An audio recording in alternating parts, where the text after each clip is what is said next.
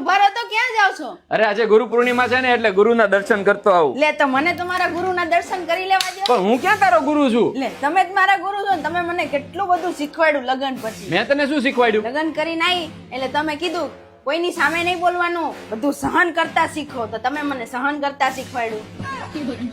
હું પેલા સારી જ રસોઈ બનાવતી હતી, પણ તમે કીધું કે આવું બનાવે છે ને તેવું બનાવે છે, એમ કરી કરી રેસીપીની બુકમાંથી અને મોબાઈલમાં રસોઈના વિડીયો જોઈ જોઈને મને રસોઈ બનાવતા શીખવાડ્યું. મારી શોપિંગ અને મારા મેકઅપના ખર્ચા બંધ કરાવીને મને મારા શોખ મારતા તમે શીખવાડ્યું. નાની નાની વાતમાં પાણીમાંથી પૂરા કાઢીને મારી યારે બાજી બાજીને મને ગુસ્સો કરતા શીખવાડ્યું મારા ગુરુદેવ. એટલે તમને હેપી ગુરુ પૂર્ણિમા મારા ગુરુદેવ. તમે તો હેપી ગુરુ મમ્મી માં, કેમ કે તમે મને નાટક કરતા શીખવાડ્યું ને.